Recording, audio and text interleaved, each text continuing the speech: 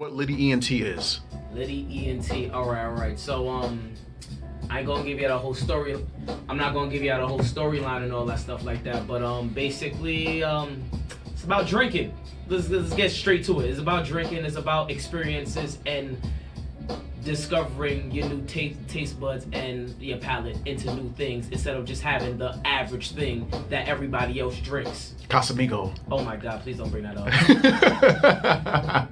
That's with the Blanco costs more than a Reposado. That don't make no sense. Yeah, that's annoying.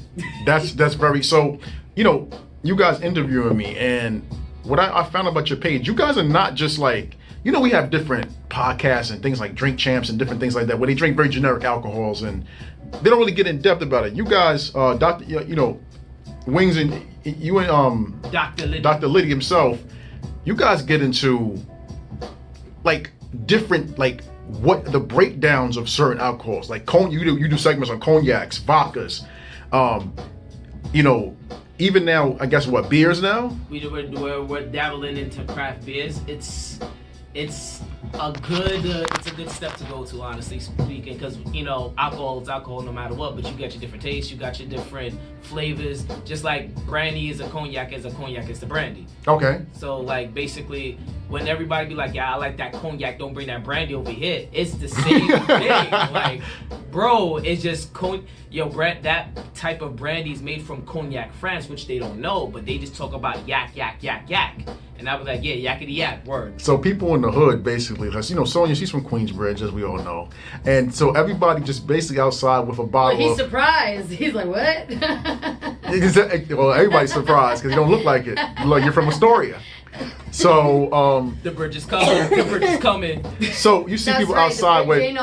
So when you see guys outside with the bottle of Henny, the little bottle of Big Bottle, what is that? Because I know Hennessy has different types of alcohol. Can you explain that? There's different levels. Just like there's different levels on the sneaker game. Yeah. There's different levels of Hennessy. Everybody goes to the gallon. The gallon of VS, which I guess that's your starter piece if you want to talk about a little bling jewelry.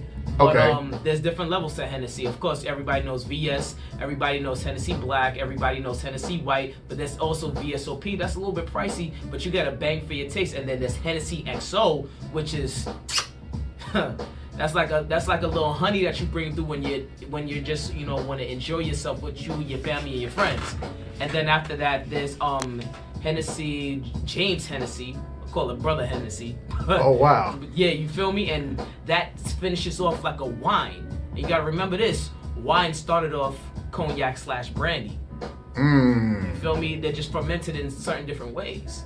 So my thing about it, so basically with having that education and like we just broke down the whole Hennessy family, how did from the history of Hennessy, how did it get so popular in hip hop culture? Like why was it so popular? What about it? Because I never understood where that came from. Really? It's the bottle that you can afford. Come on, we gonna go to the Tupac days. Remember me down there, Hennessy, yeah. Bro. Like if you go further back, get that brown water ready all day. Like it was about E&J, Cavassi, and Hennessy. Hip hop made these things into our. Well, you could say us as a culture, we put that in our culture. We're the ones because you know what? That's the first bottle we had, and that's the first bottle we know. And you know what? What we know is what we good at. It's the hood champagne. It is. Well, actually, at one time, it was Moet. Well, Moet is a champagne, bro. Yeah. So, but I mean, like I don't know if you like the bubbly, like go right on ahead. But sooner or later, bubbly, you go back in the day. I remember vodka. Okay. Let's go back to a vodka. Absolute make my chest hairs curl. That's a method man John Yeah. right there. Like you gotta be real with yourself. But those are the things that they could afford in that day. Back in the day, they used to talk about old English. I will, I'm not gonna badmouth old English, but I'm just not. I got a better palate tasting now. So like. But you know what's funny about when you see certain drinks, I think we talked about it for. The G word. What's up? No, we're not going to the G word yet. Because we're a little bit.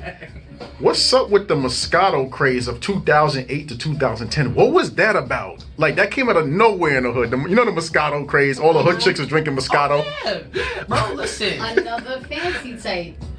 It was a nice You know? dessert drink. Like the ladies love it. It was sweet. It was bubbly. It got them a little lightheaded, and you know, it gets you a little bit more higher in the alcohol thing. The bubbles go to your head.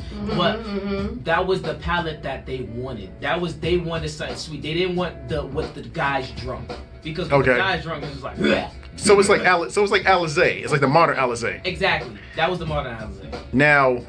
Alizé. Oh, So man. we're gonna talk about the G a little bit later, but now let's talk about, because I want to see you guys. Hopefully one day, you know, everybody subscribe to the YouTube page. Oh yeah, Litti space ENT. It's LITTI space ENT. Please check us out. We probably got your favorite alcohol. If you want to switch to, you know, a different tequila, I might add. We got a couple of tequila episodes. We got a couple of vodka episodes. We got a little bit of everything. Because, you know, this drinking thing is a swag all by itself. I like what you talked about.